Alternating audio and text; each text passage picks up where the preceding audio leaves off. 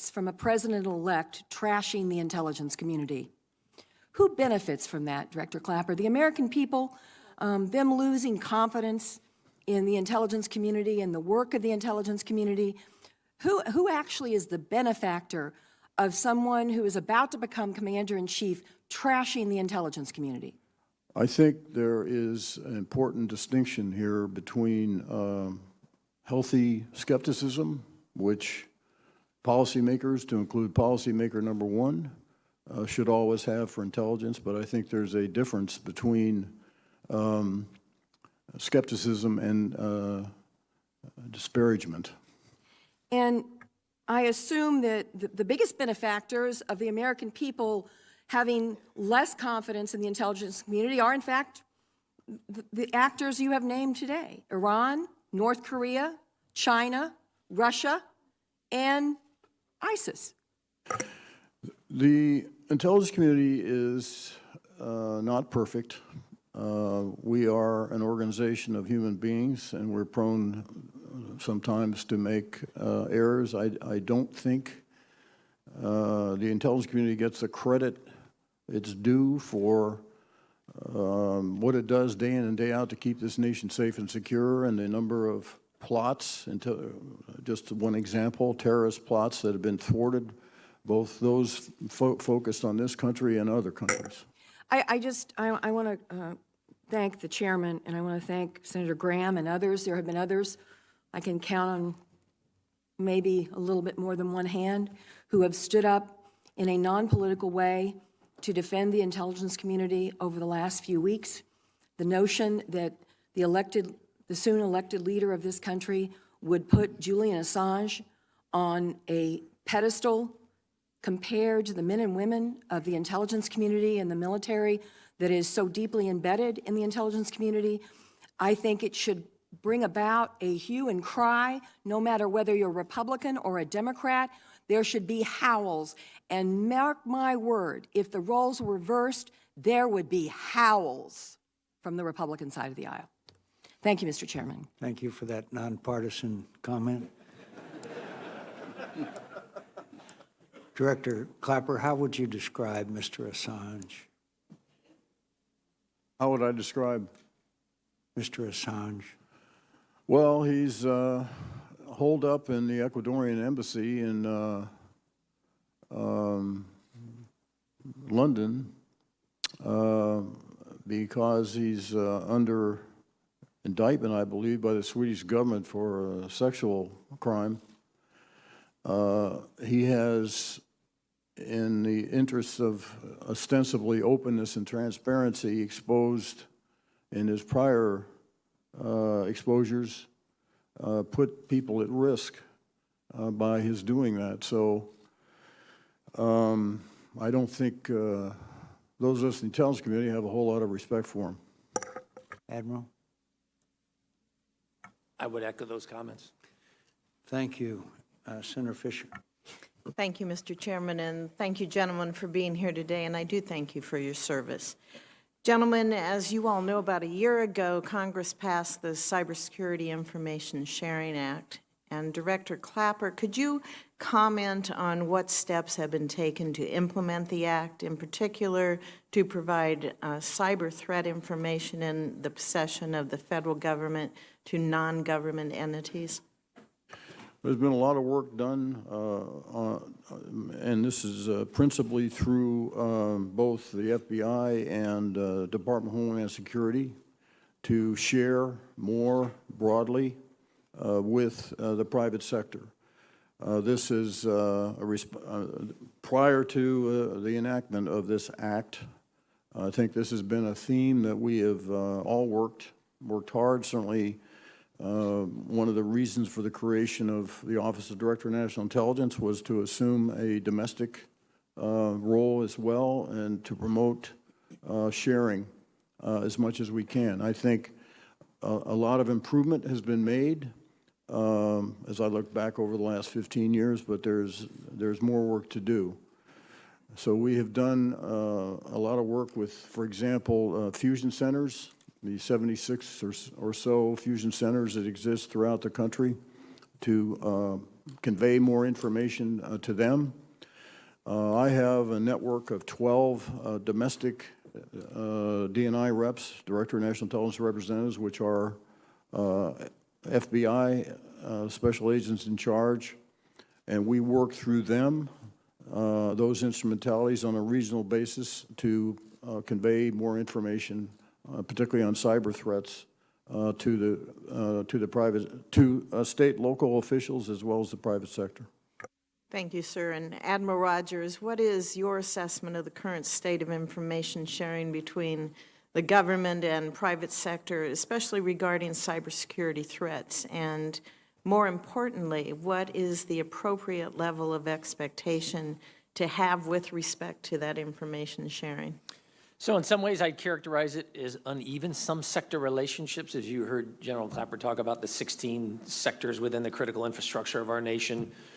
Some sectors, the relationship's very mature. Information tends to flow very regularly. Other sectors, it's not quite as mature. I think the positive side is with the legislation, we've now developed a framework for how we do it. I still am concerned on the government side. I don't only speak for NSA and Cyber Command. On the government side, I'm not entirely comfortable that the products that I am generating are optimized to achieve outcomes for our, private counterparts. I'm always trying to remind our team, our success needs to be defined by the customer, not what we think is the right format or the right things to share. Do you think there's any additional legislation that's going to be required that, I guess I'm asking, what do you need? Do you think there's proper authorities that are currently in place, or do we need new legislation, or do you guys just need to improve on your execution of it?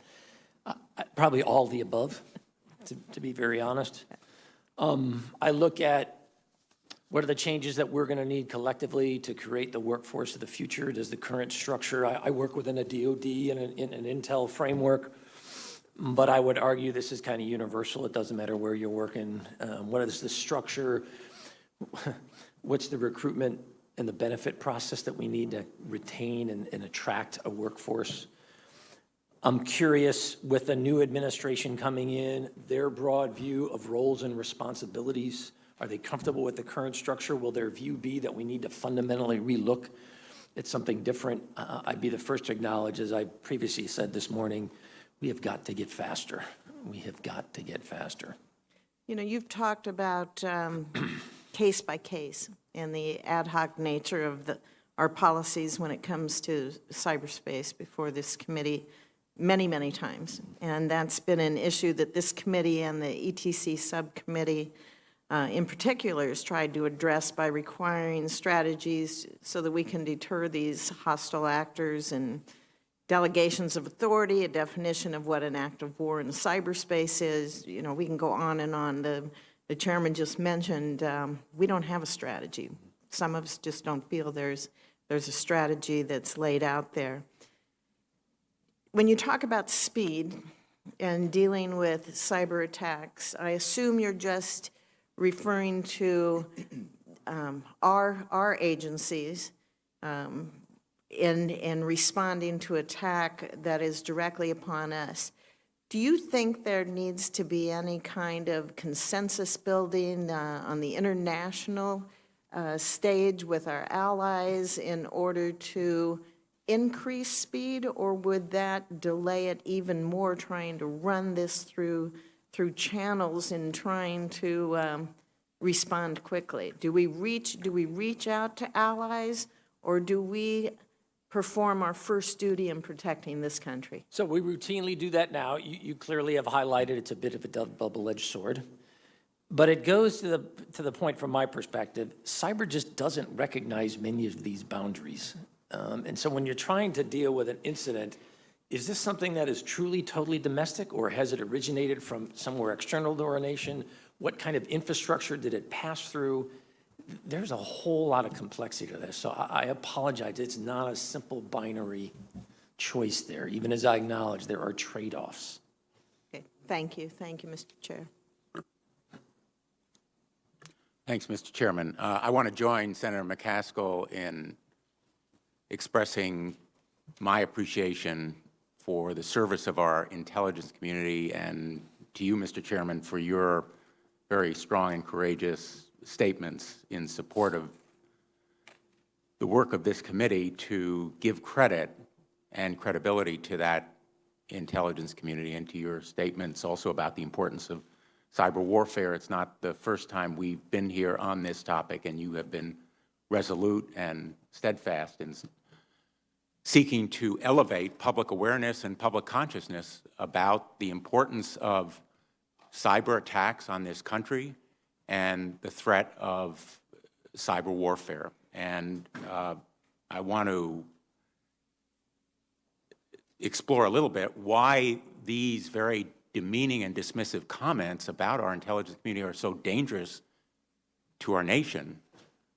Is it not true, Mr. Clapper, that public support for robust responses to cyber attacks on our nation depends on the credibility of our intelligence community, and dismissing the conclusions, very credible and significant conclusions about the Russian attack, undermines public support for actions that the President must take to deter and punish these kinds of actions? I do think that public trust and confidence in the intelligence community is crucial. And both in this country, and I think the dependence that other countries, other nations have on the U.S. intelligence community. And I've received many expressions of concern from foreign counterparts about the disparagement of the U.S. intelligence community, or I should say what has been interpreted as disparagement of the intelligence community. Well, there's no question about the disparagement.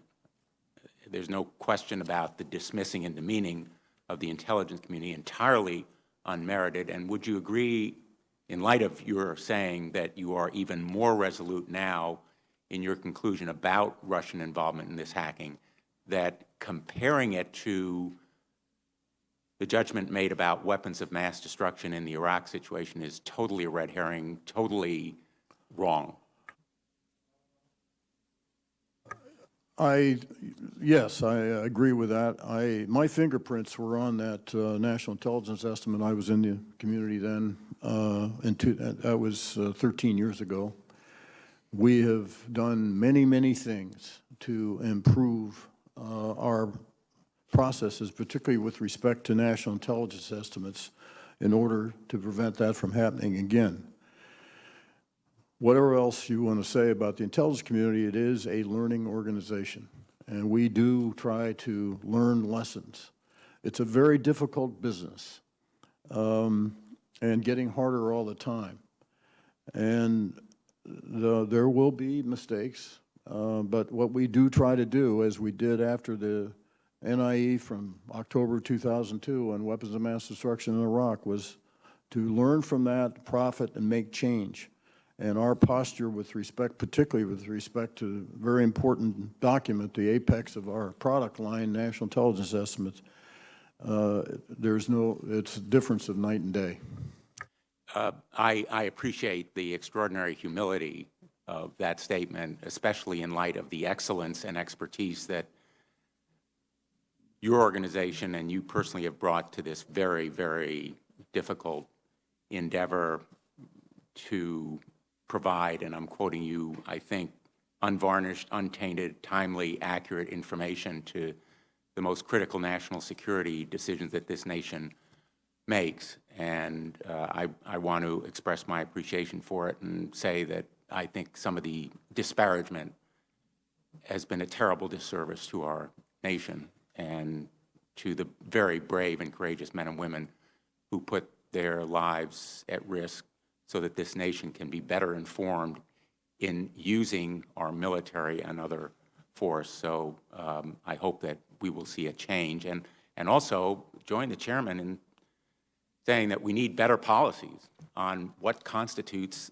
a cyber attack on this nation, and provide a more robust response, for example, against the Russians, not necessarily in cyber, but to impose stronger sanctions on their oil exports, on their use of foreign exchange.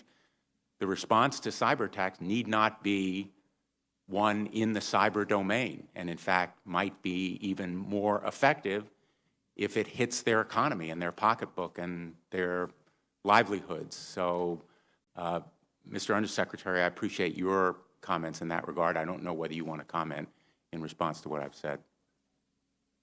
And I'm out of time, so maybe we can get that in writing. Senator Blumenthal, I do want to thank you on behalf of all the women and men of the intelligence community. I want to thank you for that. Thank you.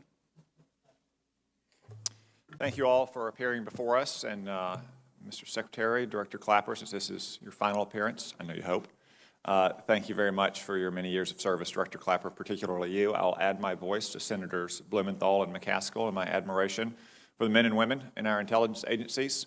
I've had a chance as a member of the Intelligence Committee to meet them here at hearings and at their headquarters and around the world, and they don't get the credit they often deserve. The troops that we help provide for in this committee usually do because they wear uniforms and they're known in public, but intelligence officers don't wear uniforms and they're frequently undercover. So I want to express my admiration and deepest respect and gratitude for what they do.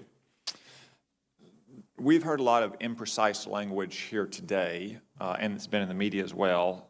Phrases like hacked the election, undermined democracy, intervened in election. So I want to be more precise here. Director Clapper, let's go to the October 7th statement. That says, quote, the recent compromises of emails from U.S. persons and institutions, including from U.S. political organizations, was directed by the Russian government. Are we talking there specifically about the hack of the DNC and the hack of John Podesta's emails? Yes.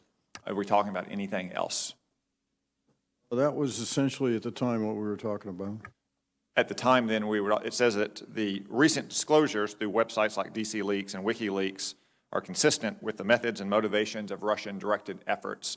DNC emails were leaked at first, I believe, in July. Is that what the statement is talking about there? I believe so. Mr. Podesta's emails, I believe, were not leaked until that very day on October 7th. So was the statement referring to that yet, or was that not intended to be included? I'd have to research the exact chronology of when John Podesta's emails were compromised.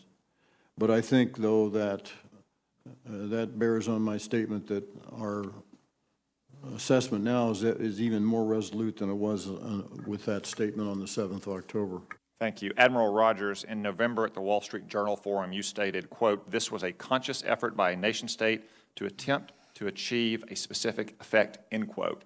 By that, did you also refer to the hack of the DNC, the hack of John Podesta's email, and the leaks of those emails? Yes. Did you refer to anything else besides those two things? Boy, to be honest, I don't remember the specifics of that one particular 30-minute engagement, but clearly, as I said, what you outlined was part of my thought process. Okay, and then further on in that statement, Director Clapper, the intelligence community says, quote, it would be extremely difficult for someone, including a nation-state actor, to alter actual ballot counts or election results by cyber attack or intrusion, end quote. And you stated that earlier today as well, that we have no evidence that vote tallies were altered or manipulated in any way. That's correct. Okay, so that's what happened. Let's discuss why. Director Clapper, in response to Senator Nelson, you stated that the report soon to be released will discuss the motive. Would you care to give any kind of preview today? I'd rather not. I didn't think There so. are actually more than one motive, so that'll be described in the report. In your 53 years of intelligence, is ascertaining the motives, plans, and intentions of foreign leaders among the hardest tasks that we ask our intelligence services to perform? It always has been. There's a widespread assumption, this has been expressed by Secretary Clinton herself since the election, that Vladimir Putin favored Donald Trump in this election. Donald Trump has proposed to increase our defense budget, to accelerate nuclear modernization, to accelerate ballistic missile defenses, and to expand and accelerate oil and gas production, which would obviously harm Russia's economy. Hillary Clinton opposed, or at least was not as enthusiastic about all those measures. Would each of those put the United States in a stronger strategic position against Russia? Certainly, anything we do to enhance our military capabilities Absolutely. So there is some contrary evidence, despite what the media speculates, that perhaps Donald Trump is not the best candidate for Russia. Okay, so that's what happened. That's why it happened, or at least a preview of that we're going to know why it's going to happen. Let's move on to the impact. Director Clapper, you said to Senator McCain earlier, quote, the intelligence community cannot gauge the impact, end quote, on the election. Is that because that kind of electoral analysis is not a task that's within the traditional responsibility and skill sets of intelligence services? That's correct. That's something that's more suited for someone like Sean Trendy or Michael Barone or Nate Silver, election analysts that have written extensively on the election. Well, it certainly isn't the purview of the U.S. intelligence community. Okay. Thank you. Thank you, Chairman. Since this will likely be the last hearing that some of you will attend in front of this committee, I just want to thank you all for your service and thank all the men and women who work for you. I want to say a special note of gratitude to Director Clapper for 50 years of incredible service to this country.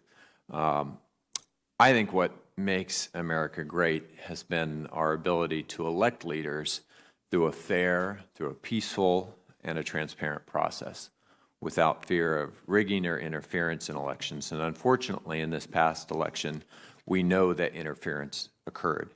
And when I say interference, I want to be specific. It's not about someone physically stuffing ballot boxes or someone hacking our electronic voting machines to give one candidate more votes than the other. It's about selectively and deliberately releasing damaging information in hopes of furthering one's strategic objectives. In this case, Russia's strategic objectives. I believe this is going to happen again unless there is a price to be paid. This interference impacts the foundation of our democracy, our elections, which is why I welcome the sanctions against Russia announced by the President and why I believe we need to be evaluating additional Russian sanctions. It's simply too important for both parties and for the future of our country. Secretary Lettre, given the need for deterrence in this atmosphere, which, as you said, is not always achieved by a cyber response, how important are tools like sanctions to imposing the kind of clear costs that you articulated? Sanctions are a very useful tool in that toolkit, and I think in the case of the current situation that we find ourselves in, it would be prudent to continue to look at other options to impose more sanctions on Russian actors as the facts continue to develop. I would agree with that estimate, and I hope that folks on both sides of the aisle will be looking at those additional tools. For any of you who want to answer this, I'd like to know how is the President-elect's at least inferred dismissive attitude towards the intelligence community broadly impacted morale in your agencies? Well, I haven't done a climate survey, but I hardly think it helps it. Does anyone want to add to that? I don't want to lose good, motivated people who want to help serve this nation because they feel they're not generating value to help that nation. And I'm the first to acknowledge there's room for a wide range of opinions of the results we generate. We don't question that for 1 minute, and every intelligence professional knows that. Yeah.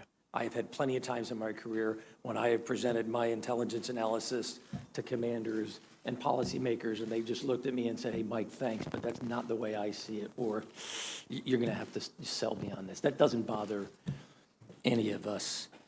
What we do, I think, is relevant, and we realize that what we do is in no small part driven in part by the confidence of our leaders in what we do. And without that confidence, I just don't want a situation where our workforce decides to walk, because I think that really is not a good place for us to be.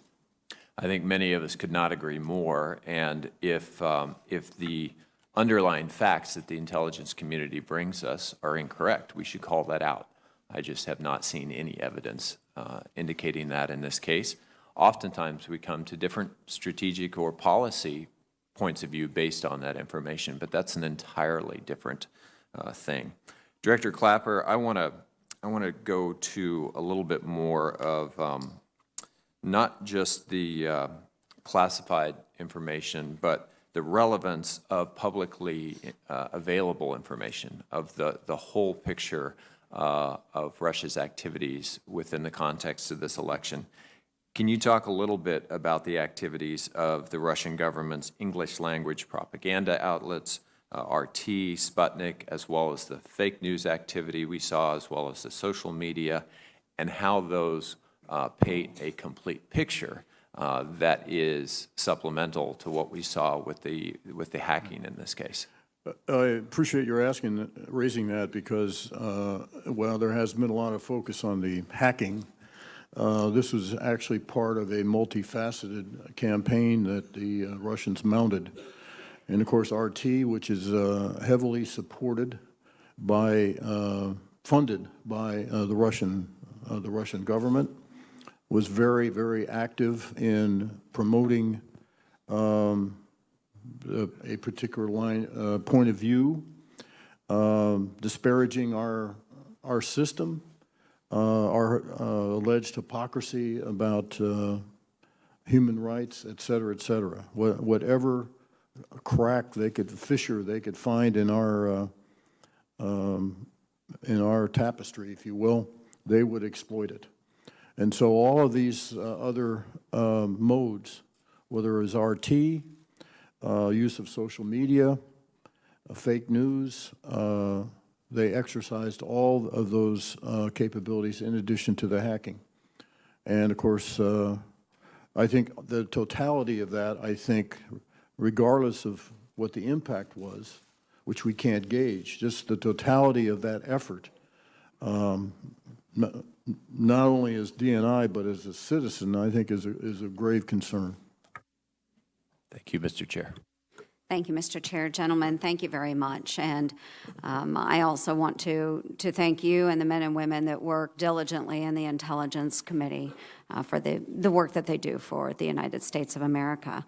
Admiral Rogers, you have stated twice now, you've really stressed this point that you must be faster and more agile in your responses. And so our discussion this morning will go back to a discussion that we had in September of this last year in front of this body, because I believe it is important that you understand the capabilities that exist out there and are readily available to the United States Cyber Command. And this past September, I asked you about a Government Accountability Office report that stated the Department of Defense does not have visibility of all National Guard units' cyber capabilities because the department has not maintained a database that identifies the National Guard unit's cyber-related emergency response capabilities as required by law. And I was a bit alarmed when you stated that you haven't seen the report. It was a report that took about a year to compile and was presented to both this committee and the House Armed Services Committee. And 4 months later, I still have not received an answer from you, my questions for the record. And as of this morning, all of the GAO recommendations are still open from this report. So it's been 4 months, and I would just like an update on that, if you have been able to read the report, and where is the department at in regards to tracking National Guard cyber capabilities? Yes, ma'am. So first, we didn't get your question until December, but I acknowledge, hey, you have formally asked us this. First, as U.S. Cyber Command, I'm the operational commander. Manning, training, and equipping is a function of services and the department. For me, in my role, I track the operational readiness levels of all National Guard and Reserve units that are allocated to the mission force. So I bore into them in the exact same way I do the active side. In terms of more broadly, how is the department tracking the set of skills that are available both in the reserve component? I'd argue it's the same challenges there in the active component. How do you take advantage of the breadth of capability that's broader than just a particular military occupational specialty, for example? And I'm the first to acknowledge, after talking to my teammates at OSD and the services, I don't think we have a good answer for you. I'll have something in writing for you within the next week or so, because I do acknowledge that we need to do that. I do appreciate that, because how long has the United States been experiencing attacks from entities outside of the United States? You could argue we've been in this cyber dynamic for over a decade. I mean, it's gotten worse, but. a decade. And so we have taken the steps of developing Cyber Command and the capabilities that exist both in our reserves, National Guard, and active component units.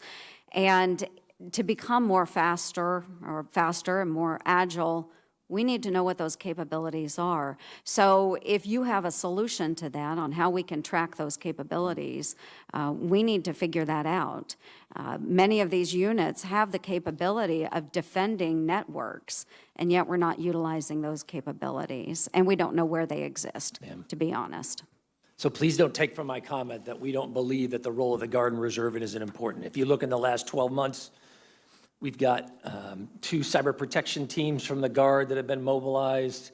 We've brought online in the Guard and the Reserve national mission teams for the first time within the last year. I mean, it's great to see how the Guard and Reserve are developing more and more capability. I mean, that's a real strength for us collectively. Absolutely, and I think we'll continue to see those develop even more in the future, but we need to be able to utilize those capabilities that exist out there.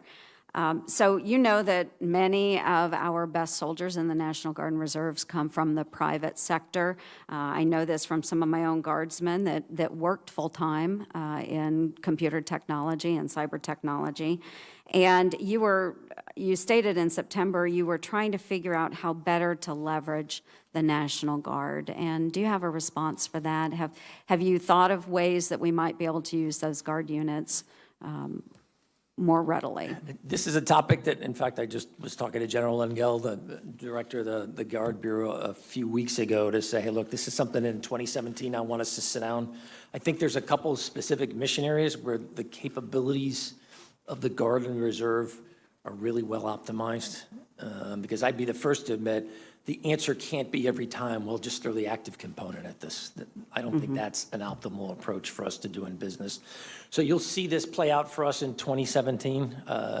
We got to work through the Title 32 versus Title 10 issue. What role, what's the right way to do this? Absolutely. Do we put it within the Defense Support to Civil Authority construct? I like that because it's a framework that we already have. I'm a big fan of let's not reinvent the wheel when it comes to cyber. How do we take advantage of processes and structures and authorities that are already in place? That's one thing you'll see some specific changes on within the department. We're working through that right now on the policy side. Very good. Well, I appreciate it. I know my time is expiring, so I look forward to working with you on that, Admiral Rogers. Thank you, Mr. Chairman. And I want to thank all of you for all your efforts today, for the amazing careers you've had. And Mr. Chairman, thank you for holding this hearing. I think it's critically important to our nation. And I want to be clear that the purpose of today's hearing is not to debate the validity of the election, but to discuss foreign attempts to use cyber attacks to attack our country, including the recent Russian actions intended to influence our elections. And I appreciate the bipartisan effort to get our people the answers they deserve.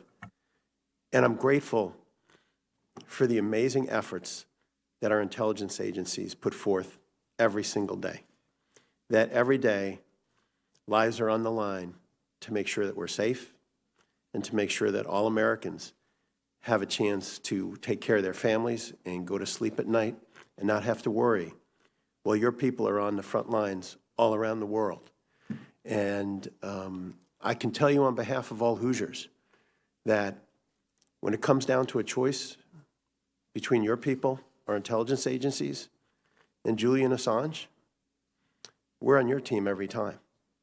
And I actually find it stunning that there's even a discussion in our country about the credibility of our intelligence agencies versus Mr. Assange. It is astounding to me that we would even make that comparison when you see the stars in the CIA headquarters of all the people who have lost their lives and all who have lost their lives in our agencies to keep us safe. Director Clapper, how would you describe your confidence in attributing these attacks to the Russian government as opposed to someone in their basement? It's very high. The government has named those responsible for the DNC hacks as APT-28 and APT-29, part of the Russian intelligence services the GRU, and the FSB. Are all the actors targeted by these two entities known to the public, sir? I'm sorry, sir, the question again, are all what? All the actors targeted by these two entities, the GRU, the FSB, APT 2829, do we know everybody? Have you told us who's involved, or are there more that you can't discuss at this time? Right, I don't think I can discuss that in this forum. Okay.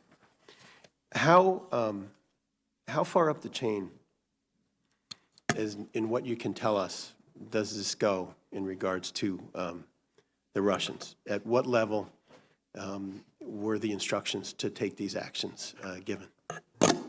Again, sir, I can't speak to that in this setting. Okay, thank you. Do you think we are communicating clearly to our adversaries in a language that they'll understand that the cost will outweigh any gains they get if they try this again? And not only you, Director, but the others, how do we best send that message, do you think? Well, certainly the sanctions that have been imposed, the expulsion of the 35 intelligence operatives, the closure of the 2 facilities which were used for intelligence purposes, and the other sanctions that were levied, I think does convey a message. It's open to debate whether more should be done. I'm a big fan of sanctions against the Russians, but that's just me. Admiral, what would you say, sir?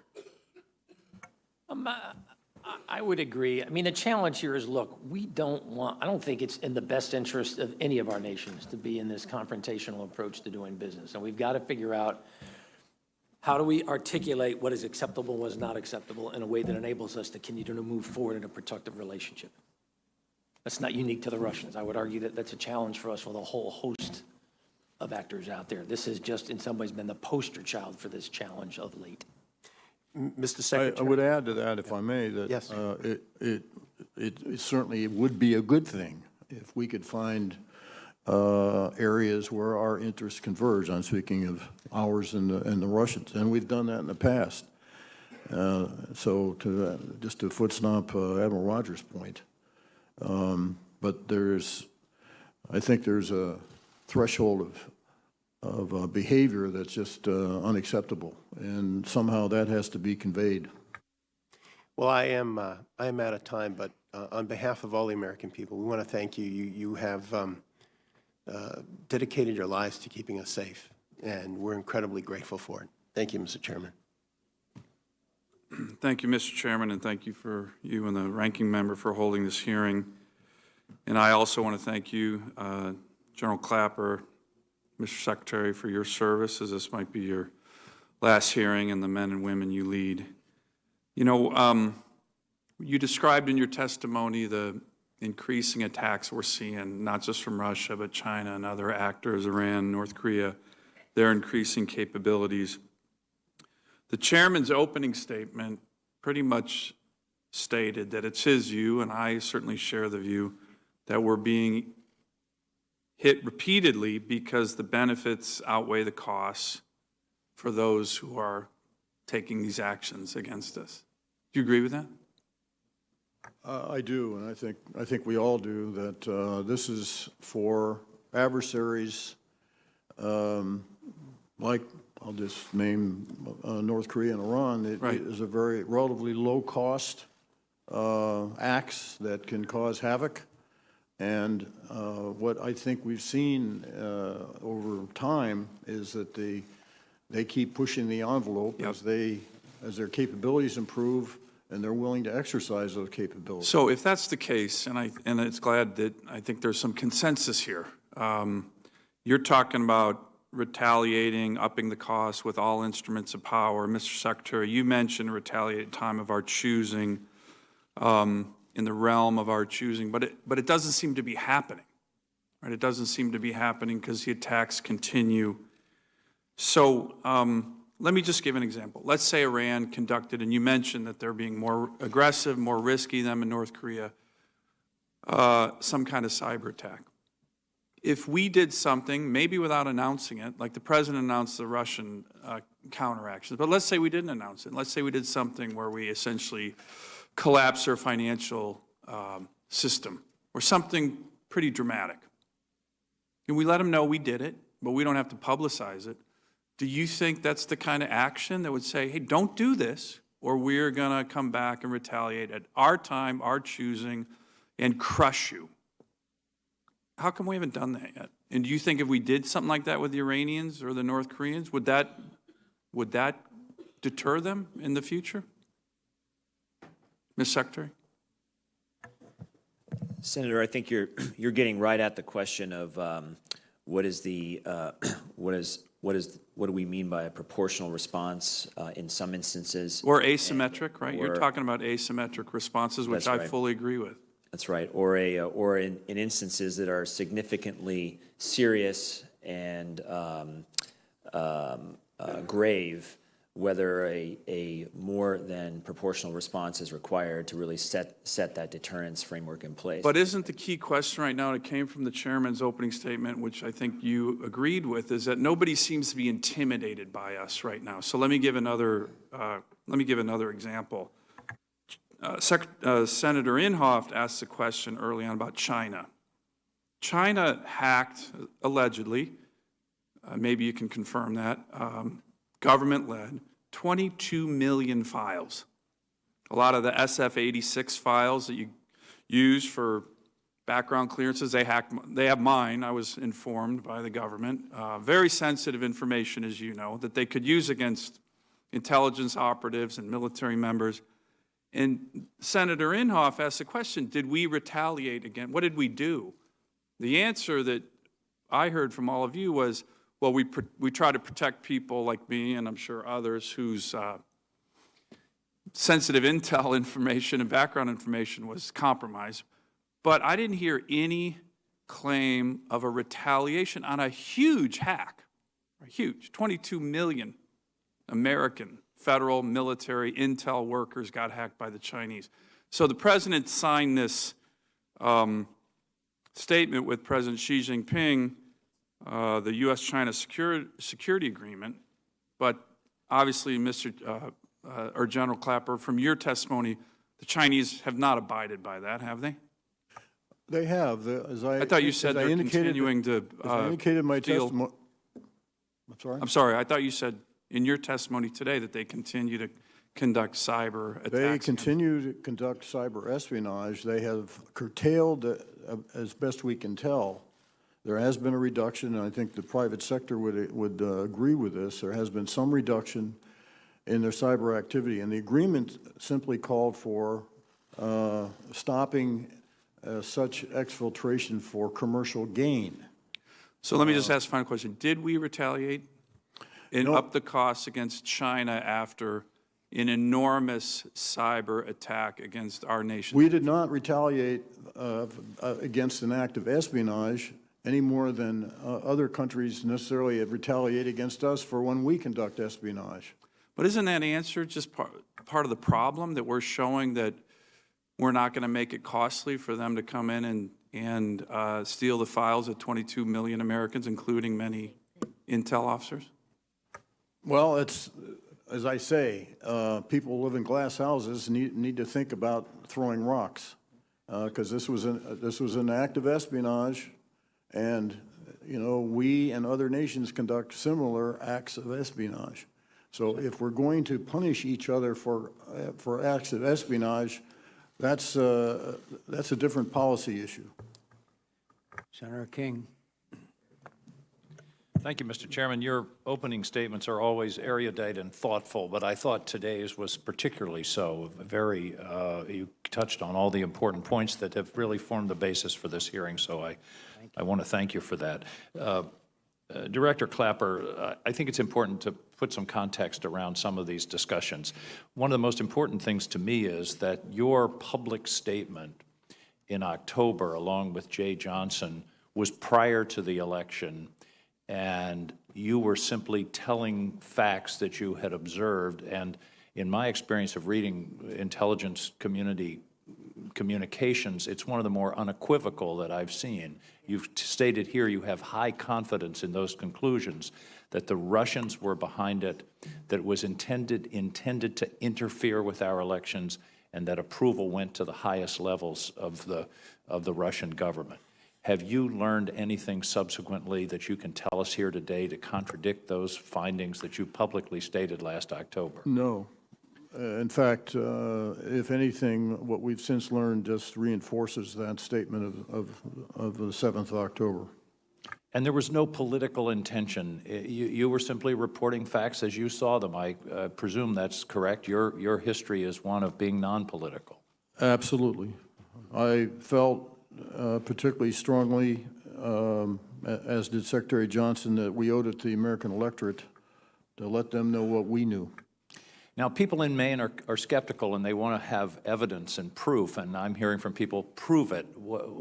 The problem, as I understand it, is the desire to provide evidence that is convincing that your conclusions are correct versus the danger of compromising national security on sources and methods. Can you sort of articulate that? Because I think that's an important point. We have invested billions, and we put people's lives at risk to glean such information. And so if we were to fulsomely expose it in such a way that would be completely persuasive to everyone, then we can just kiss that off, because we'll lose it. And then that will endanger our, imperil our ability to provide such intelligence in the future. And that's all the dilemma that we have in intelligence. We want to be as forthcoming and transparent as possible, but we feel very, very strongly, as we do in this case, about protecting very fragile and sensitive sources and methods. Let's again turn to a question of context.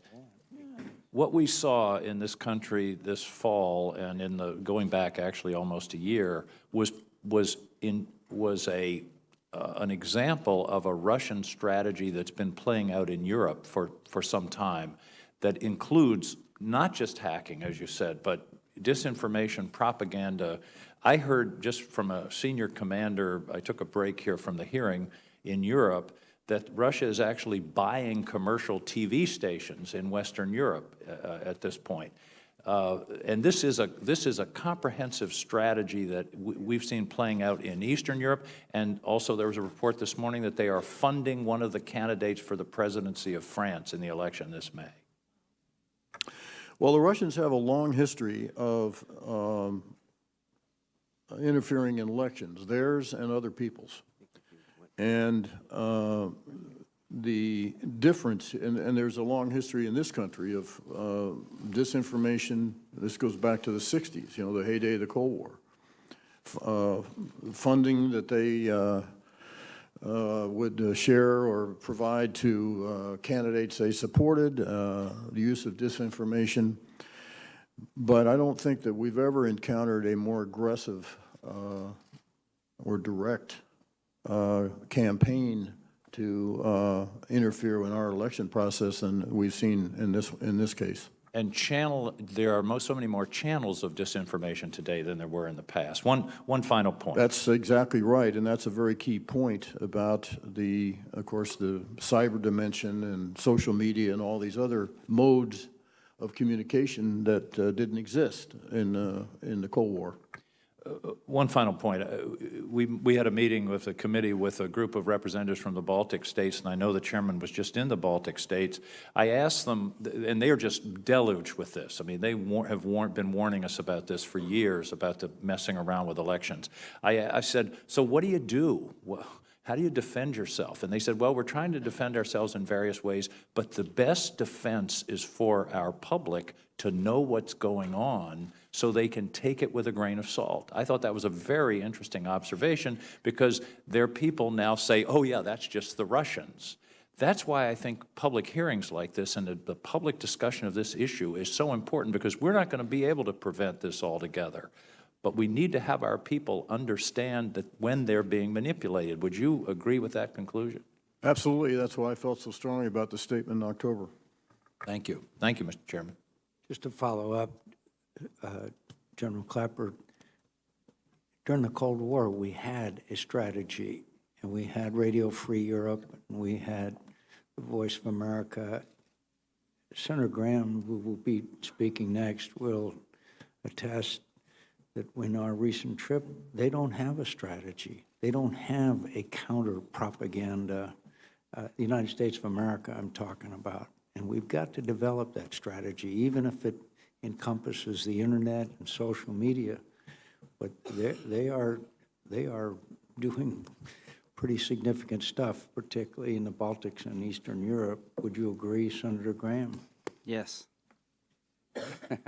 Appreciate being before the committee. Thank you. So, yes, I would. Would you agree with me that Radio Free Europe is outdated? I'm frankly not up on. Well, it on says Free radio, Europe. and a lot of people don't listen to the radio like they used to. No. Okay. Well, actually, radio is a very popular mode in many parts of the world. Radio's big in your world?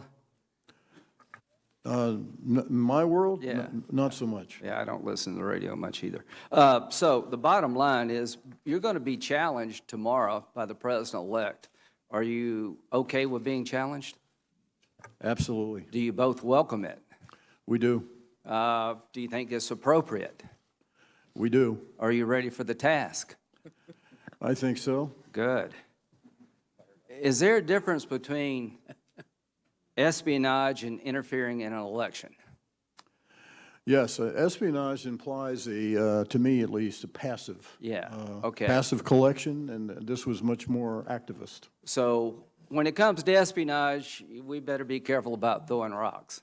When it comes to interfering in our election, we better be ready to throw rocks. Do you agree with that? That's a good metaphor. I think what Obama did was throw a pebble. I'm ready to throw a rock. Would I be justified as a United States Senator taking your information about Russia's involvement in our election and what they're doing throughout the world and be more aggressive than President Obama if I chose to? That's your choice, Senator. Do you think he was justified in imposing new sanctions based on what Russia did? I do. Okay. So to those of you who want to throw rocks, you're going to get a chance here soon. And if we don't throw rocks, we're going to make a huge mistake. Admiral Rogers, is this going to stop until we make the cost higher? We have got to change the dynamic here because we're on the wrong end of the cost equation. Yeah, you got that right. Could it be Republicans next election? This is not about parties per se. Yeah, it's not like we're so much better at broad process. cybersecurity than Democrats. Right. Now, I don't know what Putin was up to, but I don't remember anything about Trump in the election. Now, if Trump goes after the Iranians, which I hope he will, are they capable of doing this? They clearly have a range of cyber capability, and they have been willing to go offensively, both, we've seen that in the United States and the one dam. So if analogy. Trump takes on China, which I hope he will, are they capable of doing this? Yes. Okay. So we got a chance as a nation to lay down a marker for all would-be adversaries. Do you agree with that? Yes, and I'd be the first to acknowledge we need to think about this broadly. Yeah, and we should take that opportunity before it's too late. Yes, sir. Do you agree with me that the foundation of democracy is political parties, and when one political party is compromised, all of us are compromised? Yes, sir. All right. Now, as to what to do, you say you think this was approved at the highest level of government in Russia, generally speaking. Is that right? Yeah, that's what we said. Okay, who's the highest level of government? Well, the highest is President Putin. Do you think a lot happens in Russia big that he doesn't know about? Not very many. Yeah, I don't think so either. Certainly none that are politically sensitive in another country. Okay. Now, as we go forward and try to deter this behavior, we're going to need your support now and in the future. So I want to let the President-elect know that it's okay to challenge the intel. You're absolutely right to want to do so. But what I don't want you to do is undermine those who are serving our nation in this arena until you're absolutely sure they need to be undermined. And I think they need to be uplifted, not undermined. North Korea. Let me give you an example of real-world stuff that he's going to have to deal with Trump. Do you believe that North Korea is trying to develop an ICBM to hit the United States, or that could be used to hit the United States? That could be, yes. Do you agree with that, Admiral Rogers? Yes. So when the North Korean leader says that they're close to getting ICBM, he's probably in the realm of truth. He's certainly working aggressively to do that. And if the President of the United States says it won't happen, he's going to have to come to y'all to figure out how far along they are, because you would be his source for how far along they are. Is that right? I'd hope we'd be part I'd of that hope we'd be the process. source. Yeah, I hope he would talk to you too. And here's what I hope he realizes, that if he has to take action against North Korea, which he may have to do, I intend to support him. But he needs to explain to the American people why. And one of the explanations he'll give is based on what I was told by the people who are in the fight. And let me tell you this. You don't wear uniforms, but you're in the fight. And we're in a fight for our lives. I just got back from the Baltics, Ukraine, and Georgia. If you think it's bad here, you ought to go there. So, ladies and gentlemen, it is time now not to throw pebbles, but to throw rocks. I wish we were not here. If it were up to me, we'd all live in peace. But Putin's up to no good, and he better be stopped. And Mr. President-elect, when you listen to these people, you can be skeptical, but understand they're the best among us, and they're trying to protect us. Thank you all. Would you have any response to that diatribe?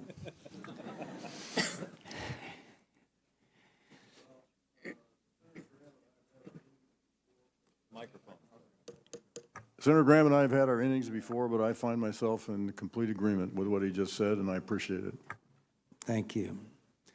Chairman McCain, if I might just pick up on a comment of yours, and that has to do with the information fight, if you will. And this is strictly personal opinion, not company policy. But I do think that we could do with having a USIA on steroids, United States Information Agency, to fight this information war that a lot more aggressively than I think we're doing right now.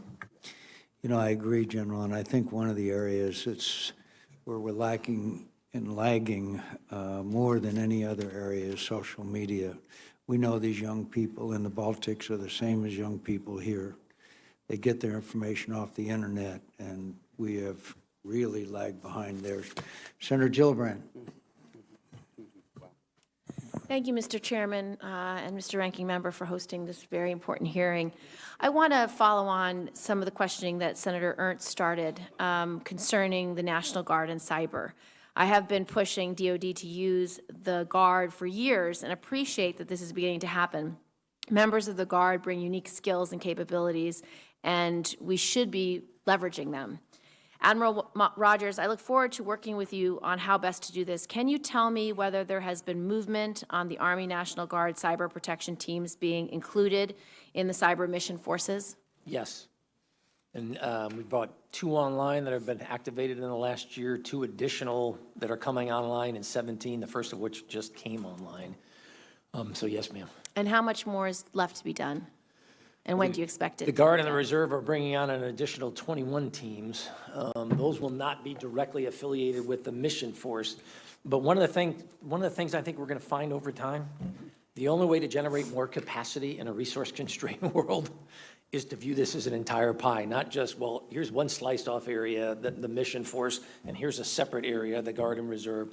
I think what we're going to be driven to is you're going to have to look at this as a much more integrated whole. I do too, because at the end of the day, our Guard and Reserve, they have day jobs, and they may be working at Google and Microsoft and Facebook and all these technology companies and have extraordinary skills. And as a way to tap into the best of the best, I think we should look at people who already have these skills, who are already committed to serving our nation as best we can. Right. So I appreciate your work. Yes, ma'am. And if I could, one area that I'd be interested in your help in, for many employers in the Guard and the Reserve, and I say this as the son of a Guardsman when I was a kid growing up, they sometimes tend to view that service as something that you do overseas. Hey, I'm willing to let you go because you're going to Afghanistan, you're going to Iraq. In the world of cyber, we're operating globally from a garrison, pick the location. From any location in the world. Anywhere. And correct. so this idea, this just came up, General Langell and I were just talking about this yesterday, as a matter of fact, where I said, one of the things we need to do is educate employers about what is the nature of this dynamic, and it's every bit as relevant as, hey, we're sending somebody to Afghanistan or Iraq. I think that's right. On a separate topic, but related, I've long been advocating for aggressive development of the manpower that we need to support our cybersecurity mission. In particular, I continue to believe that we have to not only develop the capability in our military and the interest in cyber among young Americans, but that the military must be creative when thinking about recruitment and retention of cyber warriors. How would you assess our current recruitment and retention of cyber warriors, and what challenges do you foresee in the future, and what recommendations do you have to address them? Because obviously we are competing with some of the most dynamic, innovative companies in the world, but we need them to be our cyber defense and our cyber warriors. So knock on wood, in the military aspect, we are exceeding both our recruiting and retention expectations. I worry about how long can we sustain that over time in the current model.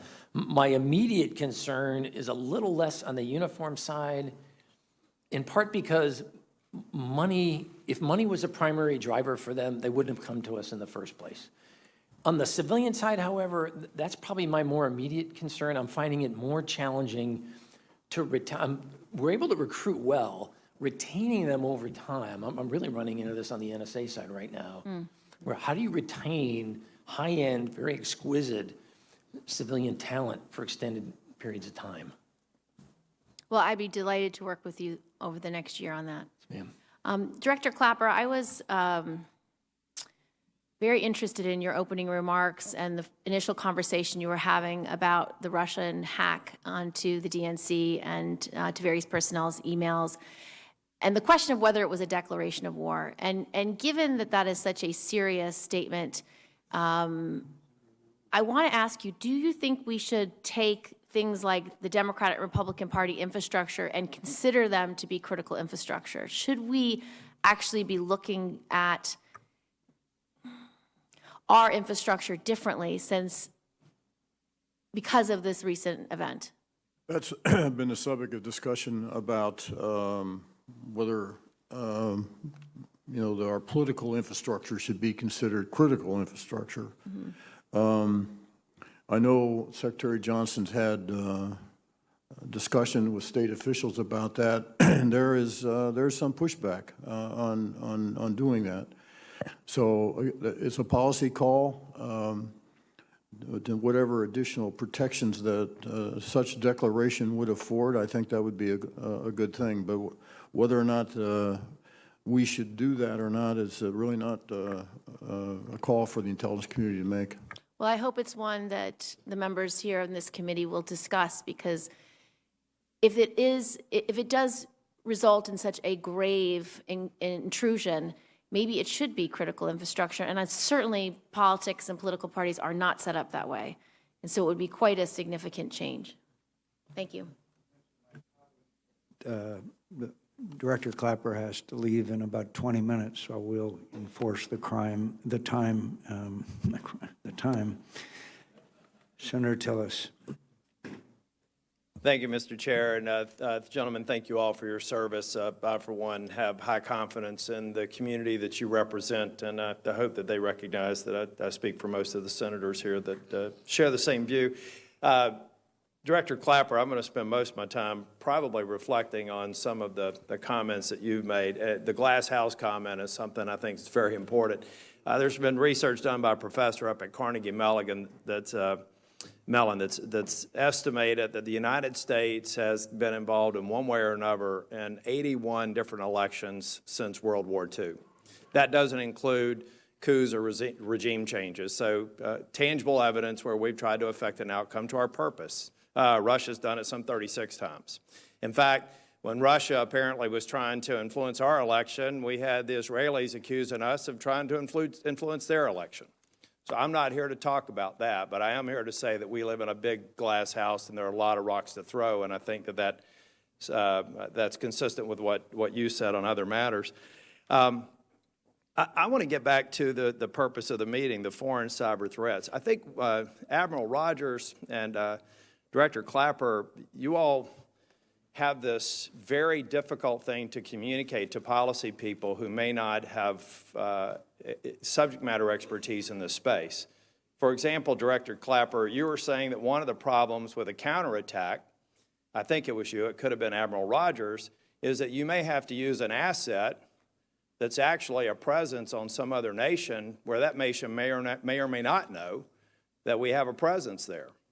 In fact, we have presences across cyberspace that are not known, that as a part of a counterattack, the part of the counterattack could be nothing more than exposing our presences, because we know a lot of our adversaries may or may not be aware of presences that we have out there in inappropriate locations. Is that correct?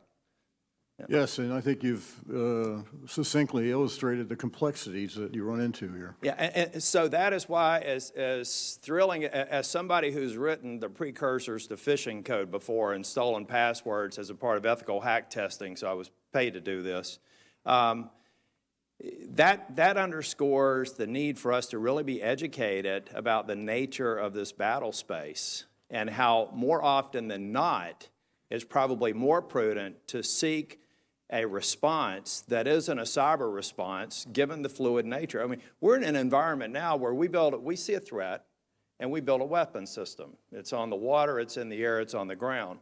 And then we kind of counter that threat, and we come up with war plans to use that capability. In cyberspace, major weapon systems get created in 24-hour cycles.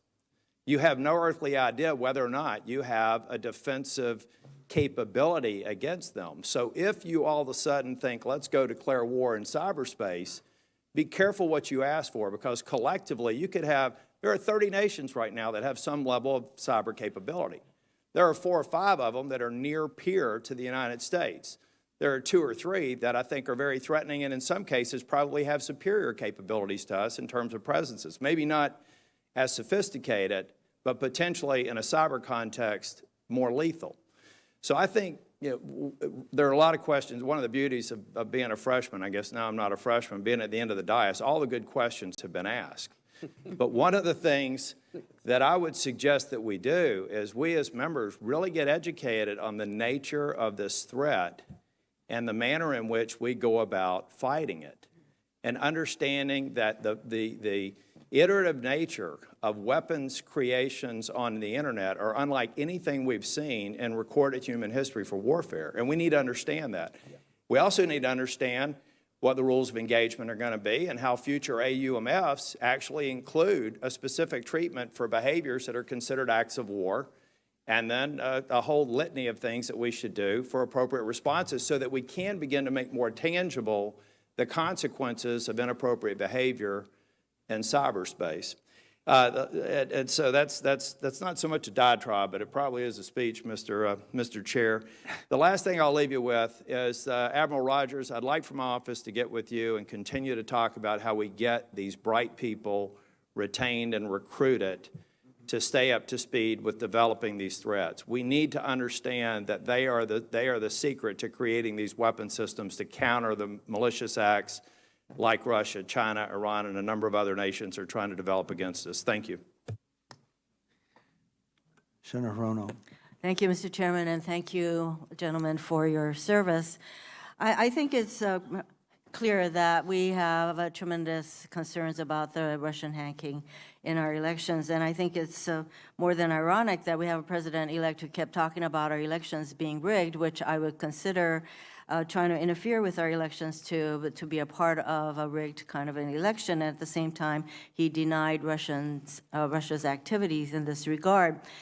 Some of this was already touched on regarding the president-elect's attitudes toward the intelligence community and the morale the impact on morale. So going forward, as we are challenged by the need to have more cyber aware or skilled cyber workforce, if this attitude toward the intelligence community doesn't change on the part of decision makers, including the president, would you agree that it would make it that much harder, Director Clapper and Admiral Rogers, to attract the kind of cyber experienced workforce that we need to protect our country? Well, it could. I don't know that we could say it's some of these statements have had any impact on recruiting. But it Or could. retention? I think it could on retention. I think just maybe embellish what Admiral Rogers was saying. I do think that consideration needs to be given to having more flexibility, more latitude on compensation for our high-end cyber specialists who are lured away by industry Yes. or paying huge salaries. That's not why you're in the government, not why you serve in the intelligence community, is not obviously for money. But I do think that in those highly technical, high-end skill sets that we badly need in the government, in the intelligence community, that it would be helpful to have more latitude on compensation. And I would agree, coincidentally. Very briefly. I spent both of these individuals a note within the last 24 hours, in which I said, using my authority as the director of NSA, I am going to authorize the following increased compensations for the high-end cyber part of our workforce, because I am just watching loss. Yes, of course, and it's not just compensation that attracts people to what we're doing in our intelligence community, because service to the country is a very important motivation, and of course, I would think that morale would be very much attendant to that.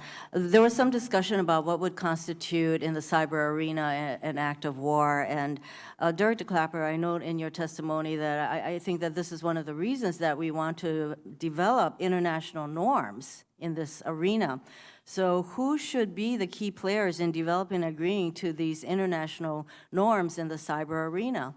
And if the big players are U.S., China, Russia, if we don't have those players at the table to come up with these international norms, how realistic is it to develop and Well, that's exactly the challenge. adhere? And those are the key nation states that would need to engage.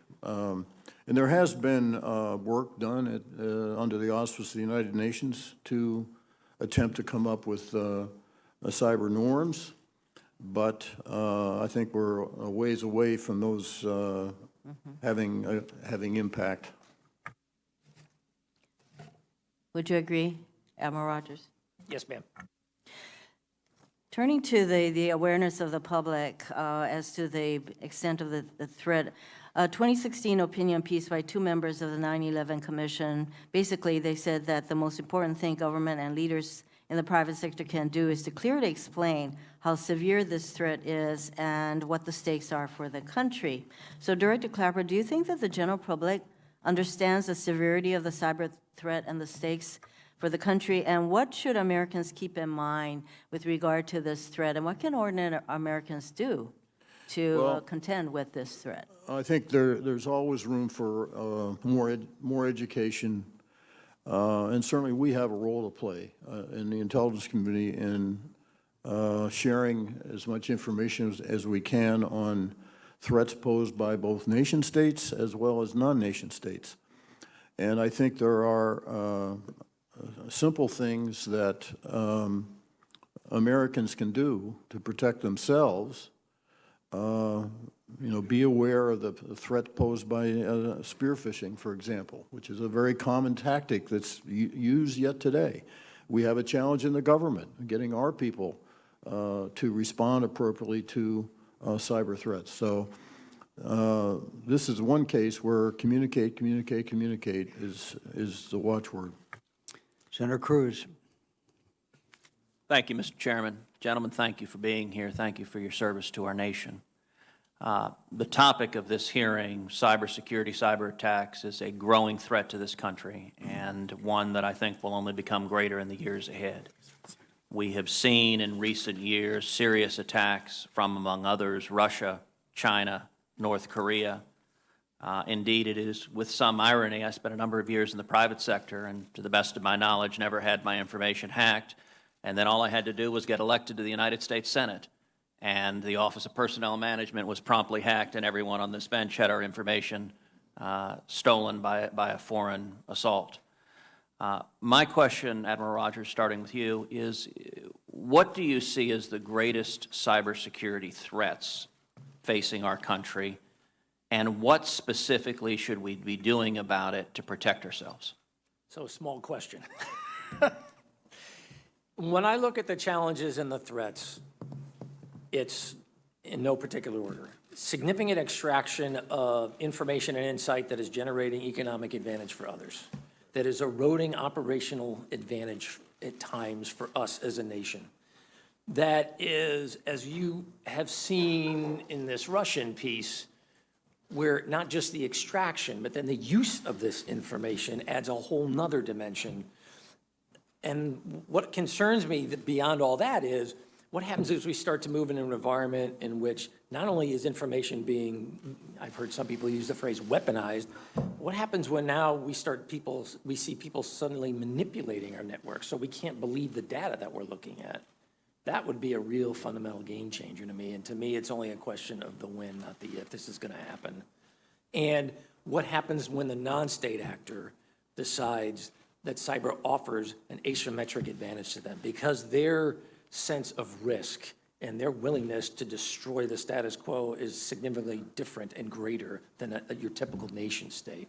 Those are the kinds of long-term things. So as we've talked about more broadly today, we've got to get better on the defensive side because part of deterrence is making it harder for them to succeed. I acknowledge that. But a defensive strategy alone isn't going to work. It is a resource-intensive approach to doing business, and it puts us on the wrong end of the cost equation. That's a losing strategy for us, but it is a component of a strategy. We have got to ask ourselves, how do we change this broader dynamic? To go to the point you've heard repeatedly today, how do we convince nations and other actors out there that there is a price to pay for this behavior, that in fact it is not in your best interest? And what should that price be? Oh, it's a wide range of things here. There's no one silver bullet, which is another point I would make. If we're looking for the perfect solution, there isn't one. This will be a variety of incremental solutions and efforts that are going to play out over time. There's no one single approach here. Well, and your point about manipulating data, about a month ago, I chaired in a different committee a hearing on artificial intelligence and our growing economy's growing reliance on artificial intelligence. And one of the things that the witnesses testified there was concern on the cybersecurity side of a hack that would modify the big data that's being relied on for artificial intelligence to change the decision-making in a way nobody's even aware it's been changed. And I think that's a threat I hope that y'all are examining closely, and it's the sort of threat that could have significant repercussions without anyone even being aware it's happening. Sure. Let me shift to a different topic. Director Clapper, you've testified before this committee that Cuba is an intelligence threat on par with Iran and listed below only Russia and China. And there are reports that the Lourdes, the Russian-operated signal intelligence base in Cuba, will be reopened. And additionally, this past summer, Russia and Nicaragua struck a deal to increase military and intelligence cooperation, resulting in an influx of Russian tanks into Managua and an agreement to build an electronic intelligence base, which may be disguised as a satellite navigation tracking station. To the best of your knowledge, what is Russia's strategy in the Western Hemisphere, and how concerned are you about the Russians expanding their influence in Cuba and Nicaragua? Well, the Russians are bent on establishing both a presence in the Western Hemisphere. And they're looking for opportunities to expand military cooperation, sell equipment, air bases, as well as intelligence gathering facilities. And so it's just another extension of their aggressiveness in pursuing these interests. And with respect to Cuba, Cuba's always had long-standing, very capable intelligence capabilities, and I don't see a reduction of that, of those capabilities. Thank you.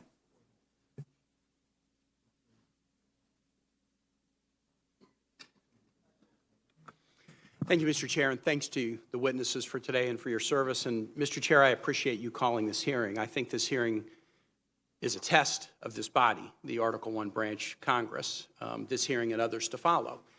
I was chairman of the Democratic National Committee for a couple of years, and we had a file cabinet in the basement that had a plaque over it. It was a file cabinet that was rifled by burglars in an invasion of the Democratic National Committee in 1972. It was a bungled effort to take some files and plant some listening devices. That small event led to one of the most searching and momentous congressional inquiries in the history of this country. It was not partisan. One of the leaders of the congressional investigation was a great Virginian, Caldwell Butler, who was my father-in-law's law partner in Roanoke, Virginia, before he went to Congress, played a major role. It was not an investigation driven because something affected the election. The 1972 presidential election was the most one-sided in the modern era. But it was a high moment for Congress because Congress, in a bipartisan way, stood for the principle that you couldn't undertake efforts to influence an American presidential election and have there be no consequence. The item that we'll discuss, and we'll discuss more when the hearing comes out, is different. That was a burglary of a party headquarters that was directed to some degree from the office of the president.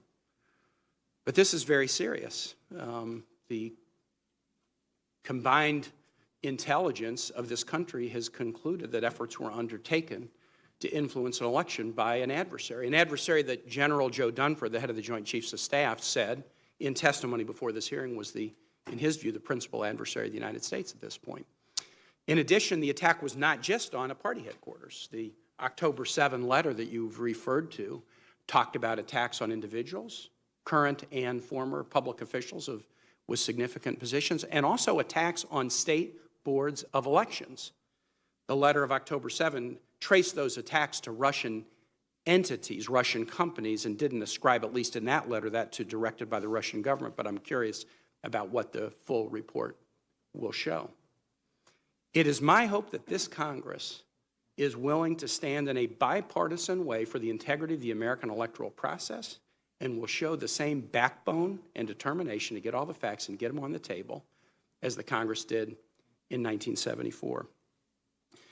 There was another congressional inquiry that was directed after the attacks on 9/11, and there was a powerful phrase in that report that I just want to read. The commission concluded, quote, "The most important failure was one of imagination. We do not believe leaders understood the gravity of the threat." And that's something I think we'll all have to grapple with. Did we have sufficient warning signs? I think we did. And having had sufficient warning signs, why did we not take it more seriously? That question is every bit as important as a question about what a foreign government, an adversary, did and how we can stop it from happening. 3 quick points. 1, is the report next week that's going to be issued not solely going to be confined to issues of hacking, but also get into the dimension of this dissemination of fake news? Will that be one of the subject matters covered? Without preempting the report, we will describe the full range of activities that the Russians undertook. I think that is incredibly important. You know, I had a little role in this election. I was along for the ride for 105 days and was the subject of a couple of fake news stories. And it was interesting, there were at least 3 that the mainstream media didn't cover because they were so incredible that, like, why would they? But I looked at one of the stories and it had been shared 800,000 times. And when I see an administration who is put in place as the proposed national security advisor, someone who traffics in these fake news stories and retweets them and shares them, who betrays a sense of either gullibility or malice that would kind of be, these are stories that most 4th graders would find incredible. That a national security advisor would find them believable enough to share them causes me great concern. Second, go back to Joe Dunford. He talked about Russia as a potential adversary because they had capacity and they have intent. With respect to our cyber, I think we have capacity. But I think what we've shown is we haven't yet developed an intent about how, when, why, whether we're going to use the capacity we have. So if we're going to shore up our cyber defense, if I could just, one word, do you think what we really need to shore up is our capacity, or do we need to shore up our intent? Well, that's, as we look at foreign adversaries, that is always the issue, is capability and intent. And certainly with in the case of the Russians, they do pose an existential threat to the United States, and I agree with Chairman Dunford on that. It's probably not our place, and at least my place in the intelligence community, to do an assessment of our intent. That's someone else's place, not mine. Senator Sheen. Thank you, Mr. Chairman, and Senator Reid for holding this hearing, and thank you all very much for testifying this morning and for your service to the country. Dr. Robert Kagan testified before this committee last December with respect to Russia, and at that time, there was less information known to the public about what had happened in their interference in the elections. But one of the things he pointed out was that Russia is looking at interference in elections, whether that be cyber or otherwise, the whole messaging piece that you discussed with Senator Heinrich, as another strategy, along with their military action and economic and other diplomatic methods, to undermine Western values, our Euro-Atlantic alliance, and the very democracies that make up that alliance. Is that something that you agree with, Director Clapper? Yes, that's clearly a theme. It's certainly something that the Russians are pushing in messaging in Europe. They would very much like to drive wedges between us and Western Europe, the alliances there, and between and among the countries in Europe. And I assume that there's agreement on the panel. Does anybody disagree with that? So one of the things that I think has emerged as I've listened to this discussion is that we don't have a strategy to respond to that kind of an effort. We don't have a strategy that's been testified with respect to cyber, but a broader strategy around messaging, around how to respond to that kind of activity. Do you agree with that? I think I'm speaking personally. This is Sure. not institutional response. And as I commented earlier to Senator McCain, I do think we need a U.S. information agency on steroids that deals with the totality of the information realm, and to mount in all forms, and to include social media. I'm sorry to interrupt, but can I just ask, why do you believe that hasn't happened? Director Clapper, Admiral Rogers?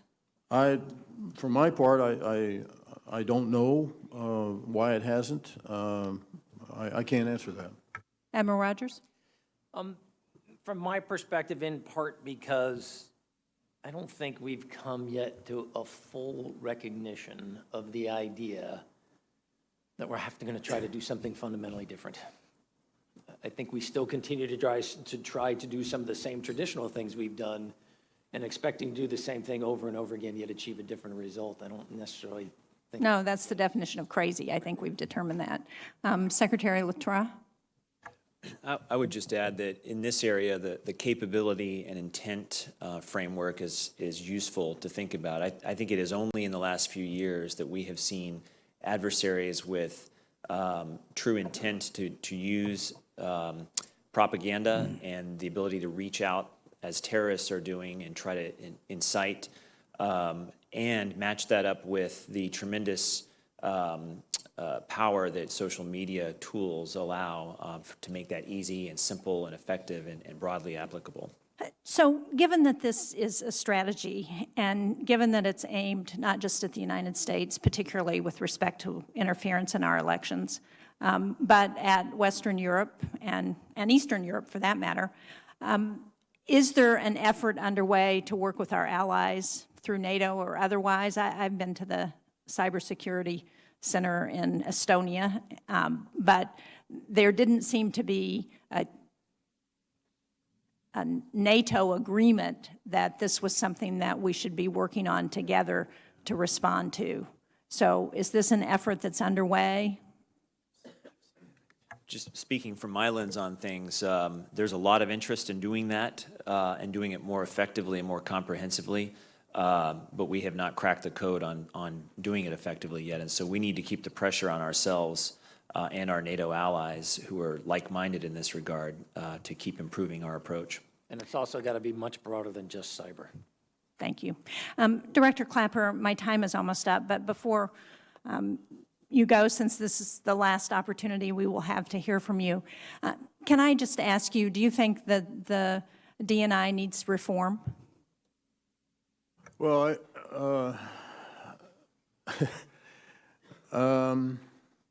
there's always room for improvement. You know, I would never say that this is the ultimate. I do think it'd be useful, though, if we're going to reform or change the DNI or change CIA, that some attention be given to, in our case, the legislative underpinnings that established the DNI in the first place, and then have added additional functions and responsibilities over the years that the Congress has added to our kit bag of duties. But to say that, you know, we can't, there's not room for improvement, I never suggest that. I appreciate that, and I certainly agree with you. I think that if there's going to be this kind of major reform, hopefully both legislators and others who have been engaged in the intelligence community will be part of that effort. Thank you. I certainly agree the Congress, no pun intended, gets a vote here, I think. Thank you. I know that our time's expired, and I apologize to our new members that we won't have time because you have to go, but maybe Director Clapper, since this may be hopefully your last appearance, do you have any reflections that you'd like to provide us with, particularly the role of Congress or the lack of role of Congress that in your years of experience? I'll have to be careful here. I don't think you have to be. I was around in the intelligence community when the oversight committees were first established, and have watched them and experienced them ever since. Congress does have clearly an extremely important role to play when it comes to oversight of intelligence activities. And unlike many other endeavors of the government, much of what we do, virtually all of what we do, is done in secrecy. So the Congress has a very important, a crucial responsibility on behalf of the American people for overseeing what we do, particularly in terms of legality and the protection of civil liberties and privacy. At risk of delving into a sensitive area, though, I do think there is a difference between oversight and micromanagement.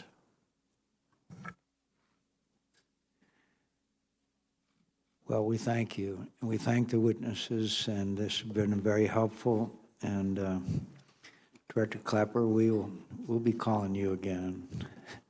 This really is adjourned.